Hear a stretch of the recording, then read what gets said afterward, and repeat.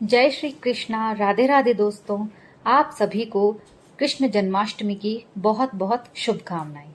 देश भर में कृष्ण जन्मोत्सव की तैयारियां जोरों शोरों से शुरू हो गई हैं।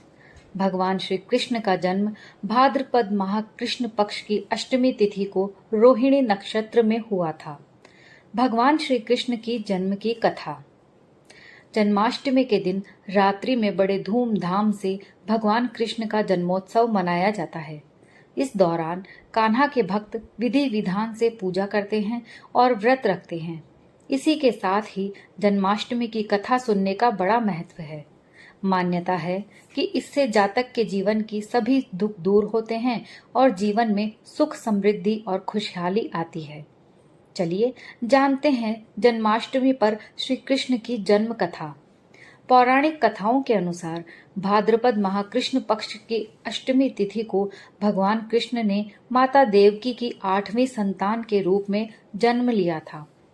कृष्ण जी का जन्म मथुरा में कंस के कारागार में हुआ था। माता देवकी राजा कंस की बहन थी। कंस को सत्ता का लालच था। उसने अपने पिता राजा उग्रसेन की राजगद्दी छीनकर उन्हें जेल में बंद कर दिया था और स्वयं को मथुरा का राजा घोषित कर दिया था। राजा कंस अपनी बहन देवकी से बहुत प्रेम करते थे। उन्होंने अपनी बहन का विवाह वासुदेव से कराया था।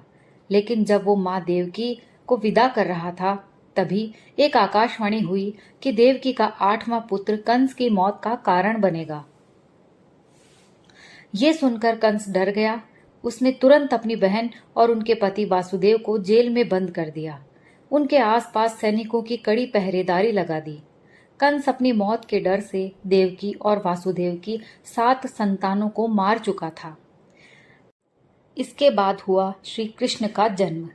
इसके बाद भाद्रपद माह कृष्ण पक्ष की अष्टमी तिथि को रोहिणी नक्षत्र अंधेरी रात में भगवान कृष्ण ने देवकी के 8वें संतान के रूप में जन्म लिया। श्री कृष्ण के जन्म लेते ही कोठरी प्रकाशमय हो गई। आकाशवाणी हुई कि विष्णु जी ने कृष्ण जी के अवतार में देवकी की कोख में जन्म लिया है। उन्हें गोकुल में बाबा नंद के पास छोड़ आएं और उनके घर एक कन्या जन्मी है, उसे मथुरा लाकर कंस को सौंप दें। अब चलते हैं कान्हा गोकुल धाम। आकाशवाणी सुनते ही वासुदेव के हाथों की हथकड़ी खुल गई। सभी पहरेदार सो गए। वासुदेव ने एक टोकरी में बाल गोपाल को रखकर सिर पर रख लिया और गोकुल की ओर चल पड़े। कान्हा को गोकुल धाम ले जाने में वासुदेव को कई मुसीबतों का सामना करना पड़ा। यमुना नदी कृष्ण जी के चरणों को स्पर्श करने के लिए उफान पर आ गई, लेकिन चरण स्पर्श के बाद वो फिर से शांत पड़ गई। वो कान्हा को बाबा नंद के पास छोड़ आए और गोकुल से कन्या को लेकर वापस लौट आए। जेल अपने आप बंद हो गया और उनके हाथों में हथकड़ियां लग गई। कन्या की रोने की आवाज सुनते ही सभी पहरेदार उठ गए। कंस बंदी गृह में आया।